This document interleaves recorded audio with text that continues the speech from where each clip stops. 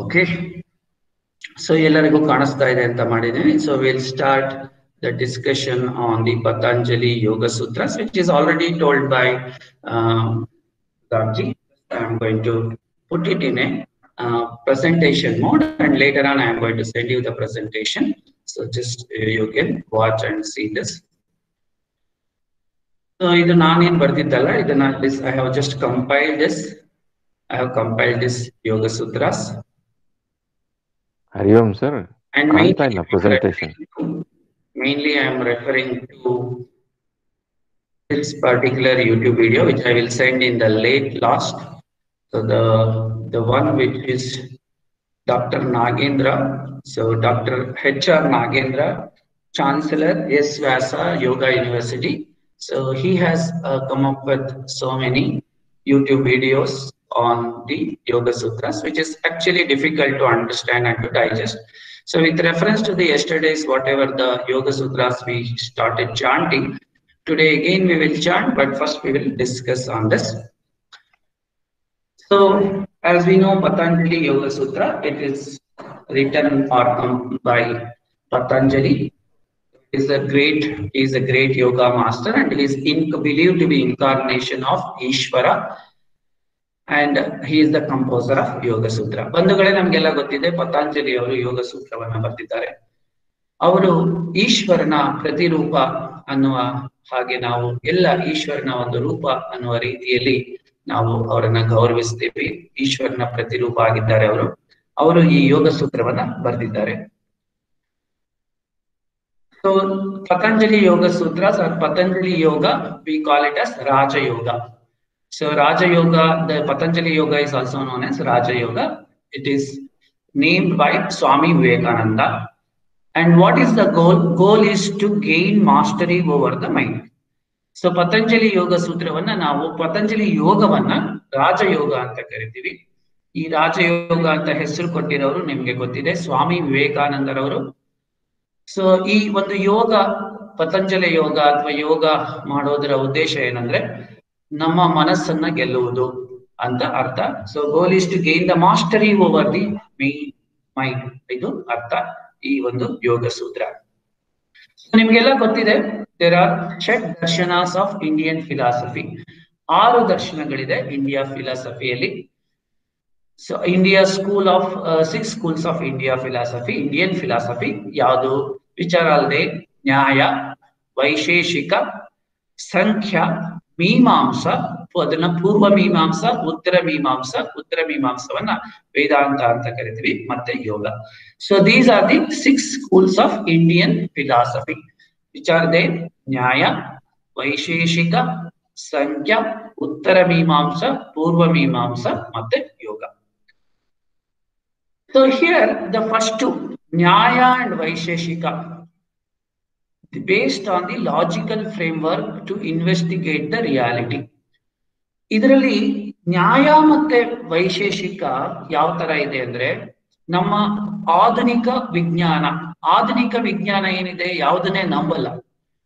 So ಈಗ ಯಾವ್ದೋ ನಾವು ದೇವ್ರ ಹತ್ರ ಇಟ್ಟು ಹಾಲು ಕುಡಿಯತ್ತೆ, ದೇವರು ಹಾಲು ಕುಡಿತಾರೆ, ವಿಗ್ರಹ ಹಾಲು ಕುಡಿತಾರೆ ಅಂದ್ರೆ ಅವರು ವಿಜ್ಞಾನದವರು ನಂಬಲ್ಲ. ಅದಕ್ಕೆ ಒಂದು ಸಿದ್ಧಾಂತ ಇರುತ್ತೆ, ಒಂದು ಸೂತ್ರ ಇರುತ್ತೆ, ಅಥವಾ ಒಂದು ಫಾರ್ಮುಲಾ ಇರುತ್ತೆ. ಸೊ ಒಂದು ಫಸ್ಟ್ ಏನು, ನಾವು ಒಂದು ಫಸ್ಟ್ ಇದು ಏನ್ ಹೇಳ್ತೀವಿ ಅಂದ್ರೆ ಥೀಸಿಸ್ ಅಂತ ಇರುತ್ತೆ. ಸೊ ಈಗ ಒಂದು ದೇವರು ಹತ್ರ ಪಾತ್ರೆ ಹತ್ರ ಹಾಲಿದ್ರೆ ಹಾಲು ಕುಡಿತಾರೆ, ಅದನ್ನ ನಾವು ಪ್ರೂವ್ ಮಾಡ್ಬೇಕು. ಯಾವ ತರ? ವೈಜ್ಞಾನಿಕವಾಗಿ ಪ್ರೂವ್ ಮಾಡ್ಬೇಕು. ಸೊ ಆತರ ವೈಜ್ಞಾನಿಕ ತಳಹದಿಯಿಂದ ಬಂದಿರುವಂತಹ 2 ಇಂಡಿಯಾ ದರ್ಶನಗಳು ನ್ಯಾಯ ಮತ್ತೆ ವೈಶೇಷಿಕ. ಸೊ ನಾವೀಗೇನ್ ಹೇಳ್ತೀವಿ, ಯಾವುದೇ ಒಂದು ಫಾರ್ಮುಲಾ, ನ್ಯೂಟನ್ಸ್ ಥರ್ಡ್ ಲಾ ಅಂತ ಹೇಳ್ತೀವಿ ಅಥವಾ ಇನ್ನೊಂದು ಹೇಳ್ತೀವಿ. ಸೊ ಅದನ್ನ ಫಸ್ಟ್ ಆ ಫಾರ್ಮುಲಾವನ್ನ ಏನ್ ಮಾಡ್ಬೇಕು, ಆ ಫಾರ್ಮುಲಾವನ್ನ ಪ್ರೂವ್ ಮಾಡ್ಬೇಕು. ಅದು ಪ್ರೂವ್ ಮಾಡಿ ಲಾಜಿಕಲ್ ಫ್ರೇಮ್ ವರ್ಕ್ ಇಂದ ಥಿಂಕ್ ಮಾಡ್ಬೇಕು, ಇನ್ವೆಸ್ಟಿಗೇಟ್. ಈ ಕೊರೋನಾ ಬಂತು ಅಂತ ಇಟ್ಕೊಳ್ಳಿ, ಕೊರೋನಾಗೆ ಈಗ ಏನಾಗ್ತಾ ಇದೆ, ಎಲ್ಲರೂ ಔಷಧಿ ಕಂಡುಹಿಡಿತಾ ಇದ್ದಾರೆ. ಔಷಧಿ ಕಂಡುಹಿಡಿಬೇಕಾದ್ರೆ ಏನಿದೆ, there are so many like what you call as when we are having this corona. So in order to get the medicine itself, it is a lengthy process, right? So first they are preparing, they will identify the virus, the nature of the virus, and then they will start experimenting. If I give this kind of composition, whether this particular virus is can be neutralized, then they will apply it on animal, then they will do the trials, and then they will compile the results and all those things. So Nyaya and Vaisheshika is like that. Okay, then they will give it a what is that, medical association, then they will prove, and third party investigation, then they are going to release this medicine to the entire world, right? So that is how the modern science is. Nyaya and Vaisheshika is like that. So it is on the logical framework to investigate the reality. What is the sutra? Sutra ಅಂದ್ರೆ Dhaara, thread ಅಂತ ಇದೆ. So what is sutra? You already know. Maximum knowledge in minimum words. Sutra, so 195 sutra or 196 sutra, it's just say like if I take the printout on a sheet of paper, maybe it is 11 pages. So ಈ ಸೂತ್ರಗಳೇನಿದೆ ಇದು ತುಂಬಾ ಧಾರದ ತರ, ಅಂದ್ರೆ ಇದೇನಾಗುತ್ತೆ ಅಂದ್ರೆ ಹೆಚ್ಚಿನ ಜ್ಞಾನವನ್ನ ಕೊಡುತ್ತೆ, ಕಡಿಮೆ ವರ್ಡ್ಸ್ ಯೂಸ್ ಮಾಡಿ ಹೆಚ್ಚಿನ ಜ್ಞಾನವನ್ನ ಕೊಡುವಂತದೇ ಸೂತ್ರಗಳು ಅಂತ ಕರಿತೀವಿ. ಈ ಸೂತ್ರ ಅಂದ್ರೆ ನಾವೀಗ ಮಾಡರ್ನ್ ಸೈನ್ಸ್ ಕೇಳಿದ್ರೆ ಇದನ್ನ ಫಾರ್ಮುಲಾ ಅಂತ ಕರಿಬಹುದು. ಎಲ್ಲ ನೋಡಿದಿರಾ, Newton's laws, F is equal to ma ಅಂತ ಹೇಳ್ತೀವಿ. ನಮ್ಮ Einstein is equal to mc square ಅಂತ ಹೇಳ್ತೀವಿ. ಸೊ ಎನರ್ಜಿಯನ್ನ ಚಲನವಾಗಿ ಕನ್ವರ್ಟ್ ಮಾಡಬಹುದು, ಚಲನ ಕೈನೆಟಿಕ್ ಎನರ್ಜಿನ potential energy, kinetic energy. So ಈ ತರ ನಾವೇನ್ ಹೇಳ್ತೀವಿ, ಅದೇ ತರ ಇದು ಈ ಫಾರ್ಮುಲಾಸ್ ಅಂತ ಸೈಂಟಿಫಿಕಲ್ ಏನ್ ಫಾರ್ಮುಲಾಸ್ ಇದೆ, ಅದೇ ತರ ಸೂತ್ರಗಳು ಫಾರ್ಮುಲಾಸ್ ಅಂತ ಕಂಡುಹಿಡಿಬಹುದು. ಸೊ ಸೂತ್ರ ಅಂದ್ರೇನು? ಇದು ಒಂದು ಫಾರ್ಮುಲಾ, ಹೆಚ್ಚಿನ ಜ್ಞಾನವನ್ನ ಕಡಿಮೆ ಒಂದು ಪದಗಳಲ್ಲಿ ಕೊಡುತ್ತೆ. ಇದು ಕನ್ಸೈಸ್ ಆಗಿರುತ್ತೆ, ಅಂದ್ರೆ ಇದು ಪ್ರಿಸೈಸ್ ಆಗಿ, ಕನ್ಸೈಸ್ ಆಗಿ, ಅನ್ಆಂಬಿಗಿಯಸ್, ಅಂದ್ರೆ ಅದರಲ್ಲಿ ಯಾವುದೇ ರೀತಿಯ ಆಂಬಿಗಿಟಿ ಇರಲ್ಲ, ಅಂದ್ರೆ ಅದು ಏನಂತ ಹೇಳ್ತೀವಿ, ಅದರಲ್ಲಿ ನಾವು ಅನುಮಾನ ಪಡುವಂತದ್ದು ಇರಲ್ಲ. ಪ್ರಿಸೈಸ್ ಆಗಿರುತ್ತೆ, ಮತ್ತೆ ಮೀನಿಂಗ್ಫುಲ್ ಆಗಿರುತ್ತೆ, ಅಂದ್ರೆ ಅದು ಹೇಳೋದ ರೀತಿ ಅದು ತುಂಬಾ ಏನು ವರ್ಷಗಳಿಂದ ಅದನ್ನ ಅನುಭವ ಮಾಡಿ ಬಂದಿರೋದ್ರಿಂದ ಈ ಸೂತ್ರಗಳು ಬಹಳ ಮೀನಿಂಗ್ಫುಲ್ ಆಗಿರುತ್ತೆ. ಅದನ್ನ ಆಲ್ರೆಡಿ ಆ ಸೂತ್ರವನ್ನ ಜೀವನದಲ್ಲಿ ಅಳವಡಿಸಿಕೊಂಡು ಅದನ್ನ ಹೇಳಿರೋದ್ರಿಂದ ಅದು ಅದರ ಅಪ್ಲಿಕೇಶನ್ ಹೆಚ್ಚಾಗಿರುತ್ತೆ. ನಿಮ್ಗೆ ಗೊತ್ತಿದೆ, ಯೋಗ ಅನ್ನೋದು ಪದ ಯುಜ್ ಅನ್ನೋ ಪದದಿಂದ ಬಂದಿದೆ. ಯುಜ್ಯತೆ ಅನೇನ ಇತಿ ಯೋಗ, ಯೋಗ ಅಂತ ಹೇಳ್ತಾರೆ. ಯುಜ್ಯತೆ ಅನೇನ ಇತಿ ಯೋಗ. ಯೋಗ ಅಂದ್ರೆ is to join and to unite. ಏನನ್ನ ಜಾಯಿನ್ ಮಾಡೋದು, ಏನನ್ನ ಯುನೈಟ್ ಮಾಡೋದು, ನಿಮ್ಗೆ ಅದು ಗೊತ್ತಿದೆ. Small individual personality with that of all pervasive total personality. ನಮ್ಮ ಒಂದು ಸ್ವರೂಪವನ್ನ ಪ್ರಪಂಚದಲ್ಲಿರುವ ಎಲ್ಲ ವಸ್ತುಗಳ ಸ್ವರೂಪದ ಜೊತೆ ಜಾಯಿನ್ ಮಾಡೋದು ಅಂತ ಅರ್ಥ ಇದೆ. ಅಥವಾ ನಮ್ಮ ಶಕ್ತಿಯನ್ನ ಹೊರ ಭಾಗದಲ್ಲಿರುವ ಶಕ್ತಿಯ ಜೊತೆ ಜಾಯಿನ್ ಮಾಡೋದು ಅಂತ ಇದೆ. ಅಥವಾ ನಮ್ಮನ್ನ ಪರಮಾತ್ಮನೊಂದಿಗೆ ಜಾಯಿನ್ ಮಾಡೋದು ಅಂತ ಅರ್ಥ ಇದೆ. ಇದು ಬಹಳ ಯೋಗದ ಬಹಳ definition. There are a lot of definitions of yoga. Yoga is the joining with ourselves, with the universe, right? That is what is yoga. So there is another definition is there, that is what is samadhi. Yoga is also called samadhi. Yoga is to gain the mastery over the mind, to be liberal. So ನಮ್ಮನ್ನ ನಾವು ಈ ಒಂದು ಹುಟ್ಟು ಮತ್ತೆ ಸಾವಿನ ಒಂದು ಚಕ್ರದಲ್ಲಿ ಏನು ಸಿಲುಕೊಂಡಿದ್ವಿ, ಇದರಿಂದ ಹೊರಗೆ ಬಂದು ಇದನ್ನ ಕೈವಲ್ಯವನ್ನ ನಾವು ರೀಚ್ ಆಗ್ಬೇಕು ಅಂದ್ರೆ ಅದನ್ನ ನಾವು ಸಮ್ಯಕ್ ಅಧೀಯತೆ ಸಮಾಧಿ ಅಂತ ಹೇಳ್ತಾರೆ. ಸಮ್ಯಕ್ ಅಧೀಯತೆ ಸಮಾಧಿ ಅಂದ್ರೆ ಸಮಾಧಿಯ ಒಂದು ಸ್ಥಿತಿಯನ್ನ ನಾವು ತಲುಪಬೇಕು ಅನ್ನೋದನ್ನ ಯೋಗ ಅಂತಾನು ಕರೀತಾರೆ. ಪತಂಜಲಿ ಯೋಗ ಸೂತ್ರಗಳು ನಾವೆಲ್ಲ ಪ್ರಾಕ್ಟೀಸ್ ಮಾಡಿದ್ವಿ, ಬೈ ಹಾರ್ಟ್ ಮಾಡಿದ್ವಿ. ಸೊ ಇಟ್ ಸ್ಟಾರ್ಟ್ಸ್ ವಿತ್ ತತ್ ಅಥ ಯೋಗಾನುಶಾಸನ. Patanjali starts saying that, okay, now I want to describe the yoga sutras, the science of yoga. ಬನ್ನಿ ಯೋಗ ಸೂತ್ರದ ಬಗ್ಗೆ ಕಲಿಯೋಣ ಅಂತ ಅಲ್ಲಿಂದ ಸ್ಟಾರ್ಟ್ ಮಾಡ್ತಾರೆ. ಸೊ ಅಲ್ಲಿ ನಾವು ನಿನ್ನೆ ಸ್ಟಾರ್ಟ್ ಮಾಡಿದ್ವಿ. ಸೊ ಫಸ್ಟ್ ಸ್ಟಾರ್ಟ್ ಮಾಡಿದಾಗ ಏನ್ ಮಾಡಿದ್ವಿ, ನಾವು ಪತಂಜಲಿ ಯೋಗವನ್ನ ಹೇಳಿದ್ವಿ. ಸೊ ಏನಂತ ಹೇಳಿದ್ವಿ, ಪತಂಜಲ ಯೋಗ ಸೂತ್ರಾಣಿ प्रथमोऽध्यायः समाधिपादः अथ योगानुशासनम्. So this is the first sutra of Patanjali. So I will start describing the yoga anushasanam. Yoga anushasanam. This is where he starts. Then very important. Next thing he says, yogaha chittarutti nirodha. This has a lot of meaning. ಮುಂದೆ ಮುಂದೆ ಹೇಳ್ತಾರೆ ಅವರು ಯೋಗ ಚಿತ್ತವೃತ್ತಿ ನಿರೋಧ. ಎಲ್ಲರೂ definition ಯೋಗ ಅಂತ ಹೇಳಿದ್ರೆ ಹೇಳ್ತಾರೆ ಯೋಗ ಚಿತ್ತವೃತ್ತಿ ನಿರೋಧ. ವಾಟ್ ಈಸ್ ಚಿತ್ತ? So as per the science there is only one thing called as mind. ನಮ್ಮ ವೈಜ್ಞಾನಿಕವಾಗಿ ನಿಮ್ಮ ದೇಹದ ಭಾಗವನ್ನ ಮತ್ತೆ ನಮ್ಮ ಫಿಸಿಯಾಲಜಿಯನ್ನ ನೀವು ಪ್ರಾಕ್ಟೀಸ್ ಅದನ್ನ ಸ್ಟಡಿ ಮಾಡ್ತಾ ಹೋದ್ರೆ ಅಲ್ಲಿ ಮನಸ್ಸು ಅಂತ ಒಂದಿದೆ. ಸೊ ನಮ್ಮ ಆಧುನಿಕ ವಿಜ್ಞಾನದ ಪ್ರಕಾರ ಮನಸ್ಸು ಬಿಟ್ರೆ ಬೇರೆ ಏನಿಲ್ಲ. ಬಟ್ ಯೋಗದ ಪ್ರಕಾರ ಮನಸ್ಸು ಒಂದೇ ಅಲ್ಲ, ಅದರಲ್ಲಿ ತುಂಬಾ ತುಂಬಾ ವಿಭಾಗಗಳಿದೆ. ಆ ವಿಭಾಗಗಳನ್ನ ತಿಳ್ಕೊಳ್ಳೋಣ. ಚಿತ್ತವೃತ್ತಿ, the modification of the mind. First we have to understand what is mind. Mind ಅಂದ್ರೆ ಏನು ಅಂತ ತಿಳ್ಕೊಬೇಕು. ತಿಳ್ಕೊಂಡ್ರೆ ಅವಾಗ ಆ ಮನಸ್ಸು ನಮ್ಗೆಲ್ಲ ಗೊತ್ತಿದೆ ಮರ್ಕಟ. ಆ ಮನಸ್ಸು ಚಂಚಲತೆ ಇರಲ್ಲ. ಮನಸ್ಸು ಏನಾಗ್ತಿರತ್ತೆ, ಅದು ಅವಾಗವಾಗ ವಿಷಯದ ಬಗ್ಗೆ ನಮ್ಗೆ ಆಸಕ್ತಿ ಇರತ್ತೆ ಅಥವಾ ಬೇರೆ ಒಂದು ಚಂಚಲತೆ ಇರತ್ತೆ. ಅದನ್ನೆಲ್ಲ ಕಂಟ್ರೋಲ್ ಅಲ್ಲಿ ಇಟ್ಕೊಂಡ್ರೆ ನಾವು ಯಾವುದೇ ಒಂದನ್ನ ಸಾಧಿಸ್ಬೋದು. ಅದನ್ನೇ ಅವರು ಯೋಗ ಸೂತ್ರದಲ್ಲಿ ಚಿತ್ತವೃತ್ತಿ ನಿರೋಧ ಅಂತ ಹೇಳ್ತಾರೆ. So then how to control this mind? How to control this mind or how to control this chitta? There are two ways. There are two ways of controlling the chitta. We call it as nirodha, mastery over the mind. What are the ways? One way is we want to sharpen our mind. We want to make our mind brilliant. We want to keep it dynamic. We want to keep it quick and faster. ಬಂಧುಗಳೇ, ಮನಸ್ಸನ್ನ ಯಾವ ತರದಲ್ಲಿ ನಾವು ಅದನ್ನ ಗೆಲ್ಬಹುದು?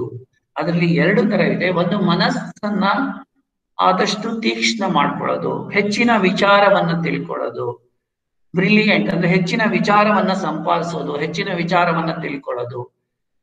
ಆಮೇಲೆ ಆ ಮನಸ್ಸಲ್ಲಿ ವೇಗವಾಗಿ ಯಾವುದೇ ವಿಚಾರವನ್ನ ಬಂದ್ರೆ ಅದಕ್ಕೆ ಒಂದು ರೂಪವನ್ನ ಕೊಡುವಂತಹ ಕೆಲಸವನ್ನ ಮಾಡೋದು, ಅದು ಮೈಂಡ್. ಅಂದ್ರೆ ಮೈಂಡ್ ಅನ್ನ ನಾವು ಆದಷ್ಟು ಜಾಗೃತ ಅವಸ್ಥೆ, ಪ್ರಜ್ಞಾವಸ್ಥೆ, ಕಾನ್ಶಿಯಸ್ನೆಸ್ ಅಂತ ಕರಿತೀವಿ, ಆ ವ್ಯವಸ್ಥೆಯಲ್ಲಿ ಇಟ್ಕೊಳ್ಳೋದು ಅಂತ ಒಂದರ್ಥ. ಇನ್ನೊಂದರ್ಥ ಅಂದ್ರೆ ಥಾಟ್ಲೆಸ್ನೆಸ್, ಅಂದ್ರೆ ಏನು ಯೋಚನೆನೇ ಬೇಡ. ಸೊ ನಾವು ಯಾವ ತರ ಪ್ರಾಣಾಯಾಮ ಮಾಡ್ತೀವಿ ಅಥವಾ ಧ್ಯಾನ ಮಾಡ್ತೀವಿ, ಯಾವುದೇ ರೀತಿಯ ಒಂದು ಯೋಚನೆ ಬೇಡ. ತುಂಬಾ ಕಾಮ್ ಆಗಿ, ಕೂಲ್ ಆಗಿ ಮೈಂಡ್ ಅನ್ನ ಇಟ್ಕೊಳ್ಳೋದು, ಸೈಲೆಂಟ್ ಆಗಿರೋದು, ಪೀಸ್ಫುಲ್ ಆಗಿರುವುದು, ಶಾಂತಿಯ ಜೊತೆ ನಾವು ಶಾಂತಿಯನ್ನ ನಮ್ಮ ಮನಸ್ಸಿನಲ್ಲಿ ಒಂದು ಸ್ಥಾಪಿಸುವುದು ಅಂತ ಅರ್ಥ. ಇದು ಎರಡು ಅರ್ಥ ಇದೆ. ಅಥವಾ ಚಿತ್ತವೃತ್ತಿ ಅಂದ್ರೆ ಈ ತರ. ಅದಾದ್ಮೇಲೆ ಪತಂಜಲಿ ಅವರು ಇದರ ಬಗ್ಗೆ ಮಾಹಿತಿಯನ್ನ ಕೊಡ್ತಾ ಹೋಗ್ತಾರೆ, ಸೂತ್ರದ ಬಗ್ಗೆ ಮಾಹಿತಿಯನ್ನ ಕೊಡ್ತಾ ಹೋಗ್ತಾರೆ. ಏನ್ ಹೇಳ್ತಾರೆ ನೆಕ್ಸ್ಟ್ ಪತಂಜಲಿ ಅವರು? Life is A life and death cycle ಅಲ್ಲ. ನಾವು ಏನಿದೀವಿ, ನಾವು ನಮ್ಮ ಹಿಂದೂ ಸಂಸ್ಕಾರದ ಪ್ರಕಾರ ನಾವು ಆತ್ಮ ಯಾವಾಗ್ಲೂ ಇರುತ್ತೆ. ನಾವು ದೇಹವನ್ನ ಹೊಂದ್ತೀವಿ, ಕಳ್ಕೊಳ್ತೀವಿ. So birth and death cycle, ಹುಡ್ತೀವಿ, ದೊಡ್ಡವರಾಗ್ತೀವಿ, ಆಮೇಲೆ ಒಂದು ಬಾಲ್ಯಾವಸ್ಥೆ, ಅದಾದ್ಮೇಲೆ ಅದಾದ್ಮೇಲೆ ನಾವು ಯೌವನಕ್ಕೆ ಬರ್ತೀವಿ, ಆಮೇಲೆ ವೃದ್ಧರಾಗ್ತೀವಿ, ಆಮೇಲೆ ಎಲ್ಲ ಸತ್ತೋಗ್ತೀವಿ. ಈ ಒಂದು ಲೈಫ್ ಸೈಕಲ್ ಇದೆ. ಇದು ಎಲ್ಲಾದ್ರಲ್ಲೂ ಹೇಳ್ತೀವಿ, ನಮ್ಮ ಭಗವದ್ಗೀತೆಯಲ್ಲೂ ಹೇಳ್ತೀವಿ. ಹಾಗಾದ್ರೆ ಈ ಲೈಫ್ ಸೈಕಲ್ ಇಂದ ಯಾವ ತರ ಹೊರಗೆ ಬರೋದು? So whatever one does, karmas one develop, the memories one stores and accumulate during the life will come back to him in the next life. ನಮ್ಮ ಹಿಂದೂ ಸಂಸ್ಕೃತಿ ಪ್ರಕಾರ ನಾವು ಏನು ಕೆಲಸ ಮಾಡಿರ್ತೀವಿ, ಕರ್ಮ ಮಾಡಿರ್ತೀವಿ, ನಮ್ಮಲ್ಲಿ ಏನು ಜ್ಞಾನವನ್ನ ತುಂಬಿಕೊಂಡಿರ್ತೀವಿ ನಮ್ಮ ಮನಸ್ಸಿನಲ್ಲಿ, ನಮ್ಮ ಮೆದುಳಲ್ಲಿ, ಅದು ಒಂದು ಲೈಫ್ ಇಂದ ಇನ್ನೊಂದು ಲೈಫ್ಗೆ ಟ್ರಾನ್ಸ್ಫರ್ ಆಗತ್ತೆ, ಇನ್ನೊಂದು ಲೈಫ್ಗೆ ಬರುತ್ತೆ. ಇದನ್ನ ನಾವು ಕರ್ಮ ಅಂತ ಕರಿತೀವಿ. ನೋಡಿ, ಈಗ ಯಾಕೆ ಇದು ಅಂದ್ರೆ, ಈಗ ನೋಡಿ, ಕೆಲವರು ಸಣ್ಣ ವಯಸ್ಸಲ್ಲೇ 4 ವರ್ಷದಲ್ಲೇ ಸಂಗೀತವನ್ನ ತುಂಬಾ ಚೆನ್ನಾಗಿ ಹೇಳ್ತಾರೆ, ಅಥವಾ 4 ವರ್ಷದಲ್ಲೇ ಯಾವುದೇ ಒಂದು ಕೆಲವು ಮಕ್ಳು ಇರ್ತಾರೆ, ಯೋಗವನ್ನ ಅತ್ಯದ್ಭುತವಾಗಿ ಮಾಡ್ತಾರೆ, ಅಥವಾ ಇನ್ನೂ ಹುಡ್ತಾ ಇರಲ್ಲ ಸ್ವಿಮ್ಮಿಂಗ್ ಅನ್ನ ಕಲಿತಾರೆ, ಅಥವಾ ಇನ್ನೊಂದು ಮಾಡ್ತಾರೆ. ಸೊ ಯಾಕೆ ಅಂದ್ರೆ ಅದು ಇದ್ರ ಪ್ರಕಾರ ಸಂಸ್ಕಾರದಿಂದ ಬಂದಿದೆ. ಹಿಂದಿನ ಜನ್ಮದಲ್ಲಿ ಏನು ಆ ಸಂಸ್ಕಾರಗಳು ಅಥವಾ ಏನು ಆ ಒಂದು ಮಾಡಿದಂತಹ ಕೆಲಸಗಳು ಈ ಒಂದು ಜನ್ಮದಲ್ಲಿ ಬರುತ್ತೆ ಅಂತ ನಮ್ಮ ವೃತ್ತಿಗಳು ಅಂತ ಕರಿತೀವಿ, ಅಥವಾ ಸಂಸ್ಕಾರಾಸ್ ಅಂತ ಕರಿತೀವಿ. ಇದು ಹುಟ್ಟು ಮತ್ತೆ ಸಾವಿನ ಸೈಕಲ್ ನ ಮಧ್ಯ ನಾವು ಮಾಡಿರುವಂತಹ ಕರ್ಮ ಬರ್ತಾ ಇರುತ್ತೆ. ಸೊ ಇದನ್ನ ಒಂದು ಒಂದು ಲೈಫ್ ಇಂದ ಇನ್ನೊಂದು ಲೈಫ್ಗೆ ಇದು ಟ್ರಾನ್ಸ್ಫರ್ ಆಗ್ತಾ ಇರುತ್ತೆ. ಸಂಖ್ಯಾ ಫಿಲಾಸಫಿ ಏನ್ ಹೇಳುತ್ತೆ? ಸಂಖ್ಯಾ ಫಿಲಾಸಫಿ ಏನ್ ಹೇಳುತ್ತೆ ಅಂದ್ರೆ ಎರಡು ವಸ್ತುಗಳ ಬಗ್ಗೆ ವಿವರಣೆ ಕೊಡುತ್ತೆ, ಒಂದು ಪುರುಷ ಮತ್ತೆ ಪ್ರಕೃತಿ. So Sankhya philosophy talks about two things, one is ಪುರುಷ, ಅನದರ್ ಒನ್ ಇಸ್ ದ ಪ್ರಕೃತಿ. ವಾಟ್ ಈಸ್ ಪುರುಷ? ಪ್ರಜ್ಞಾವಸ್ಥೆ, ಪ್ಯೂರ್ ಕಾನ್ಶಿಯಸ್ನೆಸ್ ಅಂತ ಹೇಳ್ತೀವಿ. ಸೊ ನಾವು ಮನುಷ್ಯ ತನ್ನ ಮೆದುಳಿನ ಬುದ್ಧಿಯಿಂದ ಪ್ರಪಂಚದಲ್ಲಿರುವ ಎಲ್ಲ ಮನುಕುಲಗಳ ಪ್ರಾಣಿಕುಲಗಳಲ್ಲಿ ಶ್ರೇಷ್ಠವಾಗಿದ್ದಾನೆ. ಯಾಕಂದ್ರೆ ಅವನಿಗೆ ಥಿಂಕಿಂಗ್ ಕೆಪಾಸಿಟಿ ಇದೆ. ಅದನ್ನ ಪ್ಯೂರ್ ಕಾನ್ಶಿಯಸ್ನೆಸ್, ಪ್ರಜ್ಞಾ ವ್ಯವಸ್ಥೆ ಅಂತ ಹೇಳ್ತೀವಿ. ಸಂಖ್ಯಾ ಫಿಲಾಸಫಿ ಪ್ರಕಾರ ನಾವು ಯಾಕೆ ಒಂದು ಕೈವಲ್ಯವನ್ನ ರೀಚ್ ಮಾಡಕ್ಕಾಗಲ್ಲ ಅಂದ್ರೆ, ignorance is the base of not realising the ಪುರುಷ. ನಾವು ಆ ಒಂದು ಜಾಗೃತಾವಸ್ಥೆಯನ್ನ ನಾವು ರೀಚ್ ಮಾಡಕ್ ಆಗಲ್ಲ. ಯಾಕೆ ಅಂದ್ರೆ ಅದನ್ನ ನಾವು ಇಗ್ನೋರ್ ಮಾಡ್ತೀವಿ. ನಮ್ಗೆ ಗೊತ್ತಿದೆ ಇದನ್ನ ಸಾಧನೆ ಮಾಡ್ಬೇಕು ಅಂತ ಗೊತ್ತಿರುತ್ತೆ, ಆದ್ರೆ ಅದನ್ನ ನಾವು ಸಾಧಿಸಕ್ಕೆ ಆ ಸಾಧನೆಯ ಹಾದಿಯಲ್ಲಿ ನಡೆಯಲ್ಲ, ಅದನ್ನ ಇಗ್ನೋರ್ ಮಾಡಿ ಯಾವ ಹಾದಿಯಲ್ಲಿ ನಡಿತೀವಿ ಅಂದ್ರೆ, ನಾವು ನಡೆಯುವಂತ ಹಾದಿ ಪ್ರಕೃತಿ. ಪುರುಷ ಅಂದ್ರೆ pure consciousness, total knowledge, infinite knowledge, pure knowledge. So ನಾವು ನಾಲೆಡ್ಜ್ನ ಹಿಂದೆ ಹೋಗೋ ಬದಲು ನಾವೇನ್ ಮಾಡ್ತೀವಿ ಅಂದ್ರೆ ನಾವು ಪ್ರಕೃತಿಯ ಹಿಂದೆ ಹೋಗ್ತೀವಿ. ಪುರುಷ ಅಂದ್ರೆ ಇದನ್ನ ಸಾಮಾನ್ಯವಾಗಿ ಅರ್ಥ, ಪುರುಷ ಅಂದ್ರೆ ಮೇಲ್ ಅಂತ ಹೇಳ್ತೀವಿ, ಪ್ರಕೃತಿ ಅಂದ್ರೆ ಫಿಮೇಲ್ ಅಂತ ಹೇಳ್ತೀವಿ. ಪ್ರಕೃತಿ ಅಂದ್ರೆ we will satisfy with our self with the smaller and the petty things. So ಯಾವ್ದೋ ಒಂದು ಮನೆ ಕಟ್ಟಿದ್ವಿ, ಯಾವ್ದೋ ಒಂದು ಗಾಡಿ ತಗೊಂಡ್ವಿ, ಅಥವಾ ಯಾರದೇ ಒಂದು ಮೇಲೆ ಮೋಹ ಆಯ್ತು, ಅಥವಾ ಅದರ ಬಗ್ಗೆನೆ ನಾವು ಕಾನ್ಸಂಟ್ರೇಟ್ ಮಾಡ್ತೀವಿ ಹೊರತು ನಾವು ಒಂದು ಪ್ರಪಂಚದಲ್ಲಿ ಬಂದ ಮೇಲೆ ನಮ್ಗೆ ಯಾವ್ದು ಒಂದು ಗೋಲ್ ಇದೆ, ಮೈಂಡ್ ಅನ್ನ ಕಂಟ್ರೋಲ್ ಮಾಡಿ ನಾವು ಕೈವಲ್ಯವನ್ನ ಸ್ಥಾಪಿಸ್ಬೇಕು ಅಂತ ಇದೆ, ಅದ್ರ ಬಗ್ಗೆ ನಾವು ಗಮನವನ್ನ ಹರಿಸೋಲ್ಲ. ಸಣ್ಣ ಸಣ್ಣ ವಿಚಾರ, ಯಾರ್ದೋ ಮೇಲೆ ದ್ವೇಷ, ಯಾರ್ದೋ ಬಗ್ಗೆ ಗೌರವ ಇಲ್ಲದಲೇ ಇರೋದು, ಅಥವಾ ಆ ವಸ್ತುವಿನ ಮೇಲೆ ನಮ್ಮ ಮನಸ್ಸು ಸುತ್ತುತ್ತಾ ಇರುತ್ತೆ. ಆದ್ರಿಂದ ಏನಾಗುತ್ತೆ, ನಾವು ಪುರುಷನ ಬಗ್ಗೆ ನಮ್ಮ ಜಾಗೃತ ಅವಸ್ಥೆಯನ್ನ ಗೊಳಿಸಿ ನಾವು ಹೋದ್ರೆ ನಾವು ಕಾನ್ಶಿಯಸ್ನೆಸ್ ಇರುತ್ತೆ. ಅದನ್ನೇ ಪ್ರಕೃತಿ ಮತ್ತೆ ಪುರುಷ. ಪ್ರಕೃತಿ ಅಂದ್ರೆ ಪ್ರಾಪಂಚಿಕ ಸುಖಗಳು, ಪ್ರಾಪಂಚಿಕ ಸುಖದಲ್ಲೇ ನಾವು ಅದ್ರಲ್ಲೇ ಮುಳುಗಿರ್ತೀವಿ, ಅದ್ರಲ್ಲೇ ಜಂಜಡ ಇರ್ತೀವಿ. ಹಾಗಾದ್ರೆ ಪ್ರಾಪಂಚಿಕ ಸುಖ ಬೇಡ, ಬೇಕು, ಅದಿಲ್ದಲೇ ಮುಂದುವರಿಯಕ್ಕಾಗಲ್ಲ. ಅದರಿಂದ ಆದಷ್ಟು ನಿಧಾನವಾಗಿ ಕಳ್ಚಿಕೊಂಡ ನಮ್ಮ ಪ್ರಜ್ಞಾವಸ್ಥೆಯನ್ನ ಜೊತೆಗೂಡಿಸದೆ ಯೋಗ. ಸೊ ಈ ಸಂಖ್ಯಾ ಫಿಲಾಸಫಿಯಲ್ಲಿ ಈ ತರ ಹೇಳ್ತಾರೆ. ಸೊ ಇಲ್ಲಿ ಚಿತ್ತವೃತ್ತಿ ನಿರೋಧ ನಾವು ಹೇಳ್ತೀವಿ. ಚಿತ್ತ ಅಂದ್ರೆ ಮೈಂಡ್, ಮೈಂಡ್ ಅಂದ್ರೆ ಇಂಗ್ಲಿಷ್ ಅಲ್ಲಿ ಮೈಂಡ್, ಆದ್ರೆ ಯೋಗದಲ್ಲಿ ಬೇರೆ ಇದೆ. ವೃತ್ತಿ ಅಂದ್ರೆ ಈ ಒಂದು ಚಿತ್ತವನ್ನ, ಮಾಡಿಫಿಕೇಶನ್ ಆಫ್ ದ ಮೈಂಡ್, ನಮ್ಮ ಮೈಂಡ್ ಅನ್ನ ಮಾಡಿಫೈ ಆಗ್ತಾ ಇರುತ್ತೆ, ಚಂಚಲತೆ ಬರ್ತಾ ಇರುತ್ತೆ, ಅದನ್ನ ಕಂಟ್ರೋಲ್ ಮಾಡದೆ ನಾವೇನ್ ಹೇಳ್ತೀವಿ, ಯೋಗ ಅಂತ ಕರಿತೀವಿ. ಹಠ ಯೋಗದಲ್ಲಿ ಏನ್ ಮಾಡ್ತಾರೆ, ಹಠ ಯೋಗನು ಅಚೀವ್ ಮಾಡಕ್ಕೆ ಟ್ರೈ ಮಾಡುತ್ತೆ, but they try using the physical aspect. ಹಠ ಯೋಗದಲ್ಲಿ ಆದಷ್ಟು ಹೆಚ್ಚಿನ ಒಂದು ನಾವು ಮಾಡುವ ಅಭ್ಯಾಸದ ಮೇಲೆ ಹೆಚ್ಚಿನ ಜಾಗೃತಿ ಇರುತ್ತೆ. ಅದಾದ ನಂತರ ಅವರು ಕುಂಡಲಿನಿ ಯೋಗ ಅಂತ ಕರಿತೀವಿ. ಕುಂಡಲಿನಿ ಮೂಲಕ ನಾವು ನಮ್ಮ ಕೈವಲ್ಯವನ್ನ ಅಥವಾ ಮೈಂಡ್ ಅನ್ನ ಕಂಟ್ರೋಲ್ ಮಾಡಿ ಸ್ಥಾಪನೆ ಮಾಡಬಹುದು ಅಂತ ಹೇಳ್ತೀವಿ ಹಠ ಯೋಗದಲ್ಲಿ. Use of physical body to evolve the kundalini, ಜಾಗೃತ ಅವಸ್ಥೆಯನ್ನ ರೀಚ್ ಮಾಡ್ಬೇಕು. ನಾನು ಕುಂಡಲಿನಿ ಬಗ್ಗೆ ಸರಿ ಹೇಳ್ತಾ ಇದ್ದೆ. ನಮ್ಮಲ್ಲಿ ಏನು ಚಕ್ರಗಳಿದೆ, ಆ ಚಕ್ರ ಮೇಲೆ ಮೇಲೆ ಮೇಲೆ ಹೋದಂಗೆ ನಮ್ಮ ಶಕ್ತಿಯ ಲೆವೆಲ್ ಹೆಚ್ಚಾಗ್ತಾ ಹೋಗುತ್ತೆ, ಮತ್ತೆ ನಾವು ಕೈವಲ್ಯವನ್ನ ರೀಚ್ ಮಾಡಕ್ಕೆ ಸಾಧ್ಯ ಆಗುತ್ತೆ. ಇದು ಕುಂಡಲಿನಿ. ಸೊ ಆದ್ರೆ ಅಷ್ಟಾಂಗ ಯೋಗದಲ್ಲಿ ಏನ್ ಹೇಳ್ತಾರೆ, in order to gain the mastery over the mind, it is not just only the yoga in a sense, it is not just only the asana. They say in order to reach, we have to use our body, our senses, our breathing. Behavioral transformation is the goal, is the mind. The goal is mind. So in order to reach the kaivalya, ನಾವು ನಮ್ಮ ದೇಹವನ್ನ ದಂಡಿಸ್ಬೇಕು, ನಮ್ಮ ದೇಹವನ್ನ ಸರಿ ಮಾಡ್ಕೋಬೇಕು, ನಮ್ಮ sense organs ನ control ಅಲ್ಲಿ ಇಟ್ಕೋಬೇಕು, ನಾವು ಮಾಡುವ ಉಸಿರಾಟವನ್ನ ಕಂಟ್ರೋಲ್ ಅಲ್ಲಿ ಇಟ್ಕೋಬೇಕು, ನಮ್ಮಲ್ಲಿ ಒಂದು ಯಮ ನಿಯಮ ಅದನ್ನೆಲ್ಲ ಪಾಲಿಸಿ ನಮ್ಮ ಬಿಹೇವಿಯರ್ ಟ್ರಾನ್ಸ್ಫಾರ್ಮೇಶನ್, ಅಂದ್ರೆ ನಾನು ಇವತ್ತೇನಿದ್ದೀನಿ ನಾಳೆ ಏನಿದ್ದೀನಿ ಇಂಪ್ರೂವ್ ಆಗ್ತಾ ಇರ್ಬೇಕು. ನಮ್ಮ ಗುಣಗಳಲ್ಲಿ, ನಾವು ಮಾಡುವಂತಹ ವಿಚಾರಗಳಲ್ಲಿ, ನಾವು ಸಾಧಿಸುವಂತಹ ವಿಚಾರಗಳಲ್ಲಿ transformation. This is full transformation ashtanga ಯೋಗದಲ್ಲಿ. ಈ ಒಂದು ಬರೀ ಆಸನ ಮಾಡಿದ್ರೆ ನಾವು ಕವಿಯೆಲ್ಲ ಹೋಗ್ತೀವ, ಇಲ್ಲ, ಅಷ್ಟಾಂಗಾನಿ, ಅದೇ ಅಷ್ಟಾಂಗಗಳನ್ನ ಪಾಲಿಸ್ಬೇಕು ಅಂತ ಅವರು ಹೇಳ್ತಾರೆ. ಸೊ ಹಿಯರ್ ಚಿತ್ತ ಅಂದ್ರೆ ಏನು? ಚಿತ್ತ ಅನ್ನೋದು ನಾವು ಹೇಳ್ತೀವಿ ಮಾಡರ್ನ್ ಸೈನ್ಸ್ ಅಲ್ಲಿ ನಾವು ಮನಸ್ಸು ಅಂತ ಹೇಳ್ತೀವಿ ಅಥವಾ ಮೈಂಡ್ ಅಂತ ಹೇಳ್ತೀವಿ. ಆದ್ರೆ ಚಿತ್ತ ಈ ಯೋಗ ಸೂತ್ರ ಪತಂಜಲಿಯ ಪ್ರಕಾರ 4 ಅಂಶಗಳಿದೆ. ಅದ್ಯಾವ್ಯಾವ ಅಂಶಗಳು? ಮನ, ಬುದ್ಧಿ, ಚಿತ್ತ, ಅಹಂಕಾರ. ಸೊ ಚಿತ್ತ ಅಂದ್ರೆ 4 ಅಂಶಗಳಿದೆ. ಚಿತ್ತವೃತ್ತಿ ನಿರೋಧ. ಚಿತ್ತ ಅಂದ್ರೆ ಏನು ತಿಳ್ಕೊಬೇಕು. ಚಿತ್ತ ಅಂದ್ರೆ ಏನು? ಮನಸ್ಸು, ಬುದ್ಧಿ, ಚಿತ್ತ ಮತ್ತೆ ಅಹಂಕಾರ. ಏನು ತಿಳ್ಕೊಳ್ಳೋಣ. ಮನಸ್ಸು, ಈ ಚಿತ್ತವನ್ನ ಬೇಕಾದ್ರೆ ಸ್ಮೃತಿ ಅಂತ ಕರಿಬಹುದು, ಅವಾಗ ಇದು ಚೆನ್ನಾಗಿರುತ್ತೆ. ಚಿತ್ತ ಅಂದ್ರೆ ಏನು? ಮನ, ಬುದ್ಧಿ, ಸ್ಮೃತಿ, ಅಹಂಕಾರ. ಮನಸ್ಸು ಏನ್ ಮಾಡುತ್ತೆ? ಎಲ್ಲಾ ವಿಚಾರವನ್ನ ಕಲೆ ಹಾಕತ್ತೆ.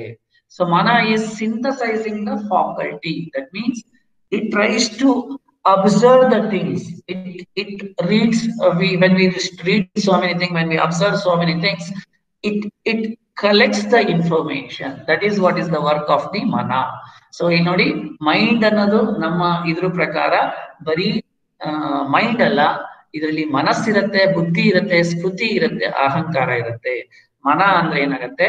ಇದು ವಿಚಾರಗಳನ್ನ ತಿಳ್ಕೊಳ್ಳುತ್ತೆ. ಬುದ್ಧಿ ನಿಮ್ ಬುದ್ಧಿ ಇದೆಯೋ ಇಲ್ಲೋ ಅಂತ ಹೇಳ್ತೀವಿ. Whether you have the knowledge or not, that is what we see. So buddhi is what ever the information we have collected, it tries to analyse what is required for me, what is not required for me. So ಇಷ್ಟು ವಿಚಾರಗಳನ್ನ ಕಲೆ ಹಾಕ್ತೀವಿ. ಅದರಲ್ಲಿ ಯಾವುದು ನಮ್ಗೆ ಬೇಕು, ಯಾವುದು ನಮ್ಗೆ ಬೇಡ ಅನ್ನುವ ವಿಚಾರವನ್ನ ಬುದ್ಧಿ ಅಂತ ಕರಿತೀವಿ. Which tries to analyse which is required for me, which is not required. Is it correct or not? That is up to the personality. Suppose ನಮ್ಗೆ ಏನಾಗುತ್ತೆ, ಕೆಲವರಿಗೆ ಒಳ್ಳೆ ವಿಚಾರಗಳನ್ನ ನಾವು ಅದು depends on with whom we are. ಒಳ್ಳೆಯವರ ಜನ ಜೊತೆ ಇದ್ರೆ ನಾವು ಒಳ್ಳೆ ವಿಚಾರವನ್ನ ಕಲೆಕ್ಟ್ ಮಾಡ್ತೀವಿ, ಒಳ್ಳೆ ವಿಚಾರವನ್ನ ಥಿಂಕ್ ಮಾಡ್ತೀವಿ. ಕೆಟ್ಟವರ ಜೊತೆ ಇದ್ರೆ ಅದೇ ನಮ್ಗೆ ಅದೇ ಒಳ್ಳೇದು ಅನ್ಸುತ್ತೆ. So it is like buddhi is like up to what we are. So it tries to analyze what is needed, not needed at that particular time. So it all depends on how do we take this. Memory, kruti athwa chitta andre storage of needed thoughts. So ನಮ್ಮ ಮನಸ್ಸಲ್ಲಿ ಈ ವಿಚಾರಧಾರೆಗಳು store ಆಗಿರುತ್ತೆ. ಇದೊಂದು ದೊಡ್ಡ computer ತರ, correct ತಾನೆ? ನಿಮ್ಗೆ ಗೊತ್ತಿದೆ, ನಮ್ಮ ಮನಸ್ಸಲ್ಲಿ ಸ್ಟೋರ್ ಆಗಿರುತ್ತೆ. ಸೊ ನೋಡಿ, ಕೆಲವರಿಗೆ ಎಷ್ಟೋ ವರ್ಷದ ಹಿಂದಿನ ವಿಚಾರಗಳು ಗೊತ್ತಾಗುತ್ತೆ. ಇವತ್ತು ನಾಳೆ ಓದಿದಂತ ವಿಚಾರಗಳು, ನೆನ್ನೆ ಓದಿದಂತ ಸೂತ್ರಗಳು ನನ್ನ ಮನಸ್ಸಲ್ಲಿ ಬಂದಿರಲ್ಲ. ಆದ್ರೆ ಯಾವತ್ತೋ ಯಾರೋ ಹೇಳಿದ್ರು, ಏನೋ ಹೇಳಿದ್ರು, ನಿಮ್ ಬಗ್ಗೆ ಒಳ್ಳೇದ್ ಹೇಳಿರ್ಬೋದು, ಕೆಟ್ಟದ್ ಹೇಳಿರ್ಬೋದು, ಅದು ಇಮಿಡಿಯೇಟ್ಲಿ ರೀಕಲೆಕ್ಟ್ ಆಗತ್ತೆ. ನಾವೇನ್ ಮಾಡ್ತೀವಿ, ಯಾವಾಗ್ಲೂ ಕರೆಂಟ್ ಇವಾಗ ನಾವು ಈ ಒಂದು ನಿಮಿಷದ ಬಗ್ಗೆ ಯೋಚನೆ ಮಾಡಲ್ಲ. ನಾವು ಇಲ್ಲ ಹಳೇದರ ಬಗ್ಗೆ ಯೋಚನೆ ಮಾಡ್ತೀವಿ ಅಥವಾ ಮುಂದಿನದ ಬಗ್ಗೆ ಯೋಚನೆ ಮಾಡ್ತಾ ಇರ್ತೀವಿ. ನಾವು ಅದೇ ಜಂಜಟದಲ್ಲಿ ಇರ್ತೀವಿ. So we never think about the current, we think about the past are the future. So here the knowledge, what ever the information which is stored in our mind, when we take out, it all depends on in what state we are at that particular time. And also manas means, the chitta means ahankara, ego. I have done, I am superior, it is me, okay, it's no one else. ನಾನು, ನನ್ನಲ್ಲಿರೋದು, ಇದು ನನ್ನ ಮನಸ್ಸು, ಇದು ನನ್ನ ಏನು ವಸ್ತುಗಳು. So ಈ ತರ ಏನು ಅಹಂಕಾರ ಬರುತ್ತೆ ಅದನ್ನು ನಾವು ಚಿತ್ತ ಅಂತ ಕರಿತೀವಿ. ನಾವೆಲ್ಲ ಕಂಟ್ರೋಲ್ ಮಾಡ್ಬೇಕು ಅಂದ್ರೆ ಎಲ್ಲಾ ಅಂಶವನ್ನ ಕಂಟ್ರೋಲ್ ಮಾಡ್ಬೇಕು. ಅದೇ ಚಿತ್ತವೃತ್ತಿ ನಿರೋಧ. ಅದನ್ನೇ ಪತಂಜಲಿ ಅವರು ಹೇಳೋದು ಚಿತ್ತವೃತ್ತಿ ನಿರೋಧ ಅಂತ. ಓಕೆ, ಸೊ ಈಗ ಒಂದು ಗೊತ್ತಾಯ್ತು, ಮೈಂಡ್ ಅಂದ್ರೆ ನಾವು ಇಂಗ್ಲಿಷ್ ಅಲ್ಲಿ ಮೈಂಡ್ ಅಂತ ಹೇಳ್ತೀವಿ. ಅದು ಬರೀ ಮೈಂಡ್ ಅಂದ್ರೆ ಇದೆಲ್ಲ ಕೆಲಸವನ್ನ ಮಾಡೋದನ್ನ ನಾವು ಚಿತ್ತ ಅಂತ ಕರಿತೀವಿ. ಯೋಗದಲ್ಲಿ ಮನಸ್ಸಿರತ್ತೆ, ಬುದ್ಧಿ ಇರತ್ತೆ, ಮತ್ತೆ ನಾವು ಏನು ಸಂಸ್ಕರಣೆ ಮಾಡಿರ್ತೀವಿ, ಮೆಮೊರಿಯಲ್ಲಿ ಸ್ಟೋರ್ ಮಾಡಿರ್ತೀವಿ ಅದಿರುತ್ತೆ, ಮತ್ತೆ ಅಹಂಕಾರ ಇರುತ್ತೆ. ಸೊ ಒಂದು ನೋಡಿ, ಒಂದು ಕನ್ನಡ ಫಿಲಂ ಅಲ್ಲಿ ಇದೆ. ಸೊ ಯಾರು ನಾನು ಹೋದರೆ ಯಾರು ಕೈವಲ್ಯಕ್ಕೆ ಹೋಗ್ತಾರೆ ಅಂತ ಕೇಳ್ತಾರೆ. ಅವಾಗ ಹೇಳ್ತಾರೆ, ನಾನು ಹೋದ್ರೆ ನಾನು ಹೋಗ್ತೀನಿ, ನಾನು ಅನ್ನೋದು ಈಗೋ. ಸೊ ಈಗ ಹೋದ್ರೆ ನಾವು ಮುಂದೆ ಹೋಗ್ಬೋದು. ಸೊ ಅದು ಅಹಂಕಾರ. ಕರೆಕ್ಟ್ ತಾನೆ? ಸೊ ಕೈವಲ್ಯ ಅಂದ್ರೆ the aim is to cleanse the entire ಚಿತ್ತ. ಈ ಅಷ್ಟು ಚಿತ್ತದ ಒಂದು ಏನ್ ಹೇಳಿದೀವಿ, ಇದನ್ನ ಕ್ಲೀನ್ ಮಾಡಿ ಪರಿಶುದ್ಧವಾಗಿ ನಾವು ಸಾಧನೆ ಮಾಡಿದ್ರೆ ನಾವು ಒಂದು ಕೈವಲ್ಯವನ್ನ ಸ್ಥಾಪಿಸ್ಬೋದು ಅಥವಾ ಕೈವಲ್ಯಕ್ಕೆ ಹೋಗ್ಬೋದು ಅನ್ನುವ ಒಂದು ಉದಾಹರಣೆ ಇದೆ. ಸೊ ಹಾಗಾದ್ರೆ ಕೈವಲ್ಯ ಅಂದ್ರೇನು? Complete freedom from all the tensions. ಅವಾಗ ಏನು ಟೆನ್ಷನ್ಸ್ ಇರಲ್ಲ, ಏನು ಸ್ಟ್ರೆಸ್ ಇರಲ್ಲ, ಏನೋ ಒಂದು ದುಃಖ ದುಮ್ಮಾನಗಳಿರಲ್ಲ. ಆಮೇಲೆ ನಾವು ಈ ಒಂದು ಹುಟ್ಟು ಮತ್ತು ಸಾವಿನ ಏನೊಂದು ಬಾಂಡೇಜ್ ಇದೆ ಅದರಿಂದ ಹೊರಗೆ ಬರ್ತೀವಿ. ಅದೇ ಕೈವಲ್ಯ ಅಂತ ಕರಿತೀವಿ. ಉಪನಿಷತ್ ಮತ್ತೆ ಭಗವದ್ಗೀತೆಯಲ್ಲೂ ಸಹ ಮೈಂಡ್ ಬಗ್ಗೆ ಹೇಳ್ತಾರೆ. ಅಂತಃಕರಣ ಅಂತ ಕರೀತಾರೆ. ಅಂತಃಕರಣ ಅಂದ್ರೆ ಮನ, ಬುದ್ಧಿ, ಚಿತ್ತ, ಅಹಂಕಾರ. ಅಲ್ಲಿ ಅಂತಃಕರಣ ಅಂತ ಕರಿತೀವಿ, ಇಲ್ಲಿ ನಾವು ಚಿತ್ತ ಅಂತ ಕರಿತೀವಿ. ಹಾಗಾದ್ರೆ ಇದಾದ್ಮೇಲೆ ಅವ್ರು ಹೇಳ್ತಾ ಬರ್ತಾರೆ, ಇದೆಲ್ಲ ಸೂತ್ರಗಳಲ್ಲಿ ಬರುತ್ತೆ ಬಂಧುಗಳೇ. ಸೊ ನಾವೇನೇನ್ ಇದು ಎಕ್ಸ್ಪ್ಲನೇಷನ್ ಕೊಡ್ತೀನಿ, ಇದು ಸೂತ್ರಗಳು. ಇನ್ನ ಚಿತ್ತ ಭೂಮಿ ಅಂತ ಕರಿತೀವಿ. ಚಿತ್ತ ಭೂಮಿ ಯಾವ್ದು? ಚಿತ್ತ ಭೂಮಿ ಶಿಫ್ತ ಅಂದ್ರೆ state of mind as per the Patanjali. ನಮ್ಮ ಮನಸ್ಸಿನ ಸ್ಥಿತಿಗಳು ಏನೇನಿರುತ್ತೆ, ಈ 5 ಸ್ಥಿತಿಗಳಿರುತ್ತೆ. ಕ್ಷಿಪ್ತ, ಮುಧ, ವಿಕ್ಷಿಪ್ತ, ಏಕಾಗ್ರ, ನಿರೋಧ. These are the chitta bhumis. That is what tada drashtu ಸ್ವರೂಪೇವ ಸ್ಥಾನಂ. ನಾವು ಯಾವಾಗ ನಮ್ಮ ಒಂದು ಮೂಲ ಸ್ವರೂಪವನ್ನ ನಮ್ಮ ಮನಸ್ಸಿನಲ್ಲಿ ಕಾಣ್ತೀವಿ, ನಮ್ಮ ಚಿತ್ತದಲ್ಲಿ ಕಾಣ್ತೀವಿ, ಆಗ ನಾವು ಕೈವಲ್ಯವನ್ನ ಹೇಳ್ತೀವಿ. ವೃತ್ತಿ ಸಾರೂಪ್ಯಮಿತರತ್ರ ಹೃದಯ ಪಂಚತಯ್ಯ ಕ್ಲಿಷ್ಟ ಕ್ಲಿಷ್ಟ. ಈಗ ಹೇಳ್ತಾ ಹೋಗ್ತಾರೆ. ಪ್ರಮಾಣ ವಿಪರ್ಯಯ ವಿಕಲ್ಪ ನಿದ್ರಾ ಸ್ಮೃತಯ. ಸ್ಮೃತಿ ಅಂದ್ರೇನು, ಪ್ರಮಾಣ ಅಂದ್ರೇನು, ಅದ್ರ ಬಗ್ಗೆ ಡೆಫಿನೇಷನ್ ಅನ್ನ ಕಲ್ತಾ. ಚಿತ್ತ ಭೂಮೀಸ್ ಅಂದ್ರೇನು? ಶಿಫ್ತ. ಯಾವಾಗ್ಲೂ ಮನಸ್ಸು ಡಿಸ್ಟ್ರಾಕ್ಟೆಡ್. ನಾವ್ ಹೇಳ್ತೀವಿ ನಮ್ಮ ಮಕ್ಕಳಿಗೆ, ಕಾನ್ಸಂಟ್ರೇಟ್ ಮಾಡೋ, ನೀನೇನೋ ಕಾನ್ಸಂಟ್ರೇಟ್ ಮಾಡ್ತಿಲ್ಲ, ಓದ್ತಾ ಇದ್ಯಾ, ಮುಂದ್ಗಡೆ ಬುಕ್ ಇದೆ, ನಿನ್ ಮನಸ್ಸು ಮಾತ್ರ ಎಲ್ಲೋ ಇದೆ, ನೀನೇನೋ ಯೋಚನೆ ಮಾಡ್ತಾ ಇದೀವಿ. ಮಕ್ಕಳಿಗಲ್ಲ, ನಾವು ಅಷ್ಟೇ. ಸೊ ನಾವೇನೋ ಕೆಲಸ ಮಾಡ್ತಿರ್ತೀವಿ, 100 ಕೆಲಸವನ್ನ ಮಾಡ್ತೀವಿ, ನಮ್ಮ ಮನಸ್ಸು ಡಿಸ್ಟ್ರಾಕ್ಟ್ ಆಗ್ತಿದೆ. ಇದು ಒಂದು ಚಿತ್ತದ ಒಂದು ಸ್ಟೇಟ್, ಚಿತ್ತದ ಸ್ಟೇಟ್. ಈಗ ವೆಹಿಕಲ್ ಅಲ್ಲಿ ಕೂತೀರಾ, ವೆಹಿಕಲ್ ಅಲ್ಲಿ ಏನೇನ್ ಸ್ಟೇಟ್ ಅಂದ್ರೆ, ವೆಹಿಕಲ್ ನ ಸ್ಟಾರ್ಟ್ ಮಾಡ್ತೀರಾ, ಆಕ್ಸಿಲೇಟರ್ ಕೊಡ್ತೀರಾ, ಸ್ಟಾಪ್ ಮಾಡ್ತೀರಾ. ಸ್ಟೇಟ್ ಏನು? Start, acceleration, stop. ಅದೇ ತರ ಚಿತ್ತದಲ್ಲಿ ಏನೇನ್ ಸ್ಟೇಟ್ ಇದೆ? ಒಂದು ಡಿಸ್ಟ್ರಾಕ್ಟೆಡ್, ಇನ್ನೊಂದು ಡಲ್, ಮುದ. ಯಾವಾಗ ನೋಡಿದ್ರು ಒಂಥರ ಲೇಸಿನೆಸ್, ಆ ತರ ಇರುತ್ತೆ. ಅದು ಒಂದು ಚಿತ್ತದ ಒಂದು ಸ್ಟೇಟ್. ನೆಕ್ಸ್ಟ್ ವಿಕ್ಷಿಪ್ತ ಅಂದ್ರೆ ಪಾರ್ಷಿಯಲಿ ಕಾನ್ಸಂಟ್ರೇಟ್. ಅಂದ್ರೆ ತುಂಬಾ ಕಾನ್ಸಂಟ್ರೇಟ್ ಮಾಡ್ತಿಲ್ಲ, ಸ್ವಲ್ಪ ಕಾನ್ಸಂಟ್ರೇಷನ್, ಇನ್ನೊಂದ್ ಸ್ವಲ್ಪ ಕಾನ್ಸಂಟ್ರೇಷನ್ ಬೇರೆ ಕಡೆ ಇರುತ್ತೆ. ಇನ್ನೊಂದು ಏಕಾಗ್ರ ಅಂದ್ರೆ ನೋಡಿ, ಕೇರಂ ಬೋರ್ಡ್ ಅಲ್ಲಿ ಕೇರಂ ಕಾಯಿನ್ ಹೊಡಿಬೇಕಾದ್ರೆ ಕೆಲವರು ನೋಡಿ ಒಂದು 30 ಸೆಕೆಂಡ್ ಅಥವಾ 10 ಸೆಕೆಂಡ್ ತುಂಬಾ ಕಾನ್ಸಂಟ್ರೇಟ್ ಮಾಡಿ ಪಾನನ್ನ ಹೊಡಿತಾರೆ. ಸರಿ ತಾನೆ? ಅದು ಏಕಾಗ್ರ ಅಂದ್ರೆ ಒಂದೇ ಏಮೇನೋ ಈ ಪಾನ್ನ ಹೊಡಿಬೇಕು ಅಷ್ಟೇ. ಎಷ್ಟು ಕಾನ್ಸಂಟ್ರೇಷನ್ ಮಾಡ್ತಾರೋ ಅಷ್ಟು ಅವರು ಆ ಒಂದು ಗೋಲ್ ನ ಅಚೀವ್ ಮಾಡಕ್ಕೆ ಆಗತ್ತೆ. ಅದಾದ್ಮೇಲೆ ಇನ್ನೂ ಒಂದು ಸ್ಟೇಟ್ ಇದೆ, ನಿರೋಧ.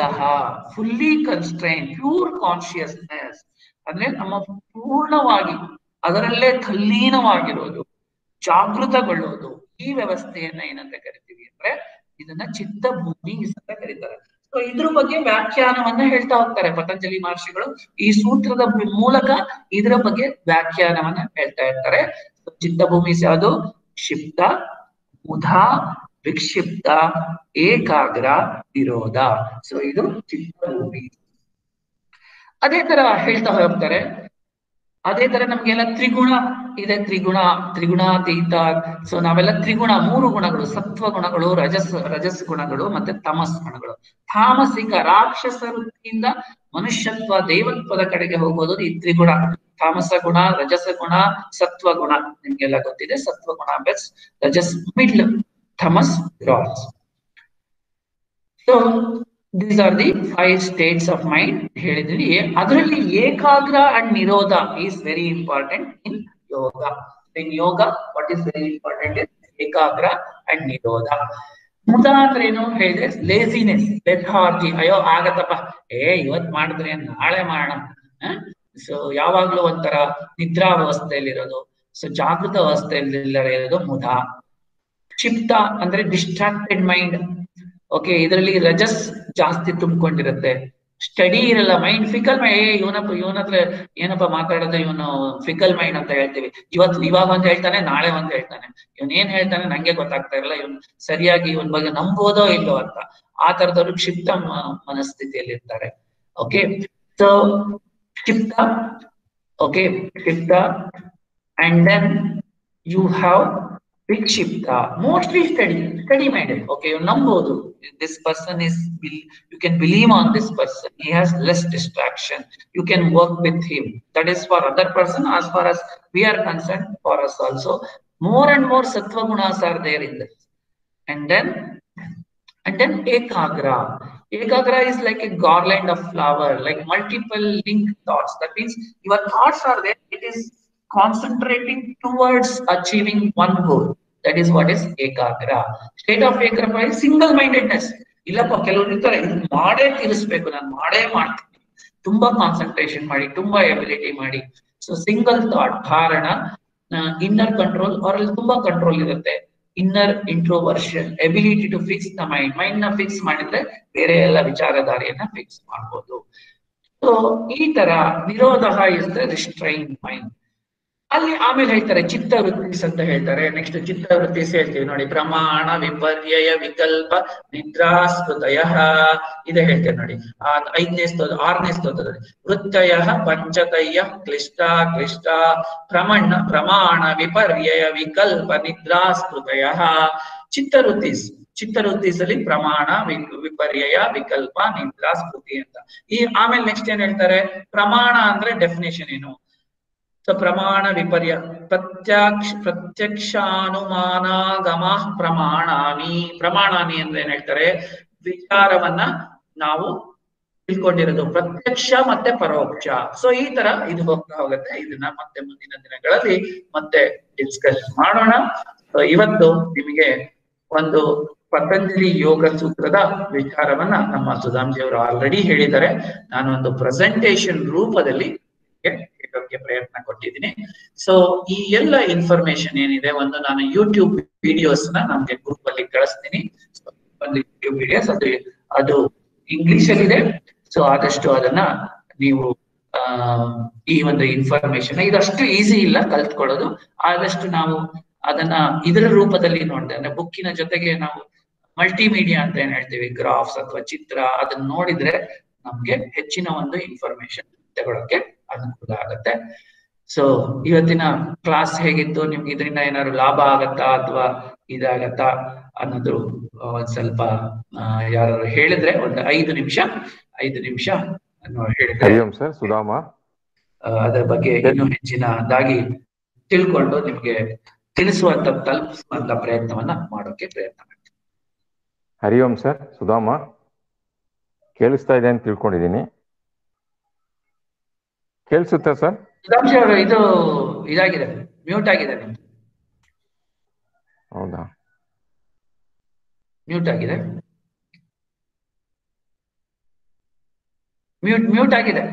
ಮ್ಯೂಟ್ ಆಗಿದೆ ನಿಮ್ದು.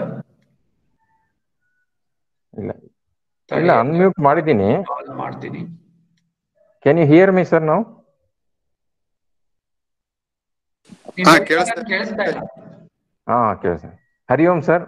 ರಘುಪ್ರಸಾದ್ ಜಿ ಅವರು ಬಹಳ ಚೆನ್ನಾಗಿ ಯೋಗ ಸೂತ್ರನ ಕಲಿಯೋದಕ್ಕಿಂತ ಮೊದಲು ಅದರ ಬೇಸಿಕ್ಸ್ ಏನಿದೆ ಅದನ್ನ ಬಹಳ ಚೆನ್ನಾಗಿ ಹೇಳ್ಕೊಟ್ಟಿದ್ದಾರೆ.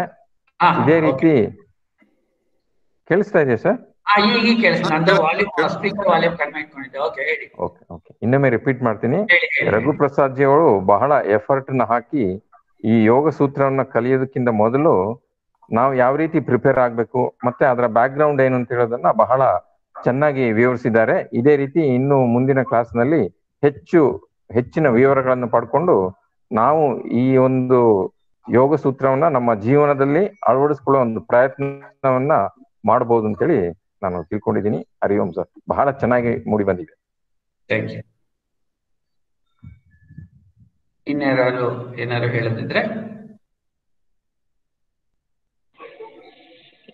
ಸತ್ಯಪ್ರಕಾಶ್ ಮಾತಾಡೋದು. ಹಲೋ ಹೇಳಿ ಸರ್. ಹಲೋ. ಸಾಮಾನ್ಯವಾಗಿ ಯೋಗ ತರಗತಿಗಳಲ್ಲಿ ಈ ತರಹ ಥಿಯರಿಟಿಕಲ್ ಆಸ್ಪೆಕ್ಟ್ಸ್ ಯಾರು ಡೀಲ್ ಮಾಡೋದಿಲ್ಲ. ಬಹುಶಃ ಫಸ್ಟ್ ಟೈಮ್ ನಾನು ಈ ತರ ಒಂದು ಅನುಭವ ಪಡೆದಿರೋದು. ಖಂಡಿತ ಇದು ಎಲ್ಲರಿಗೂ ಬಹಳ ಸಹಾಯ ಆಗತ್ತೆ. ಮತ್ತು ಯೋಗ ಶಿಕ್ಷಕನ ನಿಜವಾದ ಪಾತ್ರ ಏನು, ಸಮಾಜವನ್ನಾಗಲಿ ಅಥವಾ ಯಾರ್ಯಾರು ಕಲಿತಾ ಇರ್ತಾರೆ ಅವರುಗಳಿಗೆ ಏನು ಮುಖ್ಯವಾದ ವಿಷಯಗಳನ್ನ ತಲುಪಿಸ್ಬೇಕು ಅನ್ನೋ ನಿಟ್ಟಿನಲ್ಲಿ ಈ ತರಗತಿಗಳು ಬಹಳ ಸಹಾಯ ಆಗತ್ತೆ.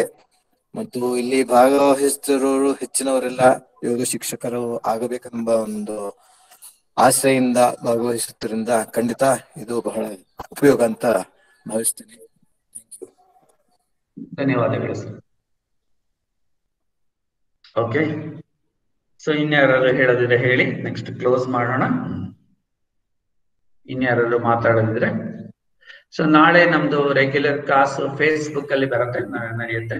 ಇನ್ಯಾರು ಹೇಳೋದಿದ್ರೆ ಹೇಳಿ, ಇಲ್ಲ ಅಂದ್ರೆ ಶಾಂತಿ ಸರ್ ಹೇಳಿ. ಸರ್ ಹೇಳಿ. ಹಾ ಸರ್, ನಾವು 10 ವರ್ಷದಿಂದ ಈಗ ನಾವು ಪತಂಜಲಿ ಸೂತ್ರವನ್ನ ಅವಾಗ ಕೇಳಿದ್ವಿ, ಹಿಂದಿ ಎಲ್ಲ ಎಕ್ಸ್ಪ್ಲೇನ್ ಮಾಡಿದ್ರು. ಅವಾಗ ಏನಾಗ್ತಿತ್ತು, ಅದು ತಲೆ ಮೇಲಿಂದ ಹಾರಿ ಹೋಗ್ತಾ ಇತ್ತು ಅದು. ಯಾಕಂದ್ರೆ ಪತಂಜಲಿ ಯೋಗ ಸೂತ್ರ ತಾವ್ ಹೇಳ್ದಂಗೆ ಬಹಳ ಡಿಫಿಕಲ್ಟ್ ಒಂದು ಚಾಪ್ಟರ್ ಅದು. ಅದನ್ನ ಈಗ ನಿನ್ನೆ ನೀವು ಚಾಂಟಿಂಗ್ ಮಾಡಿಸಿದ್ರಿ, ಇವತ್ತು ಅದ್ರ ಎಕ್ಸ್ಪ್ಲನೇಷನ್ ಹೇಳಿದ್ರಲ್ಲ, ಅದು ಬಹಳ ಕ್ಲಿಯರ್ ಆಯ್ತು ಎಲ್ಲ.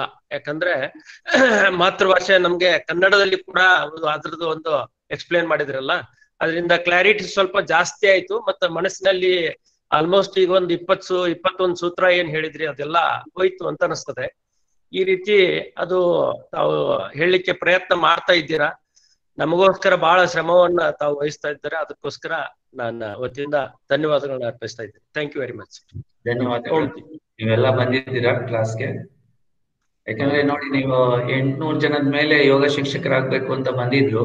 ಆಮೇಲೆ ಎಷ್ಟು ಜನ ಸೀರಿಯಸ್ ಆಗಿದ್ದಾರೆ ಗೊತ್ತಿಲ್ಲ. ನೀವೆಲ್ಲ ಬಂದಿರೋದು ನೋಡಿ ಸೀರಿಯಸ್ ಆಗಿದ್ರೆ, ಏನೋ ಒಂದು ಕಲಿಬೇಕು, ಏನೋ ಒಂದು 4 ಜನಕ್ಕೆ ತಿಳಿಸ್ಬೇಕು ಅನ್ನೋ ಒಂದು ಇದರಲ್ಲಿ ಹೇಳ್ಕೊಡೋರು ಇರ್ಬೇಕು, ಕಲಿಯೋರು ಇರ್ಬೇಕು. ಕಲಿಯೋರು ಜಾಸ್ತಿ ಇದ್ದಷ್ಟು ನಾವು ನಿಮ್ ಜೊತೆ ಕಲಿತಾ ಇದೀವಿ, ಇದೇನು ಎಕ್ಸ್ಪರ್ಟ್ ಅಲ್ಲ. ಸೊ ಏನು ವಿಚಾರವನ್ನ ಕಲ್ತು ಹೇಳುವ ಪ್ರಯತ್ನ ಮಾಡ್ತಾ ಇದ್ದೀವಿ.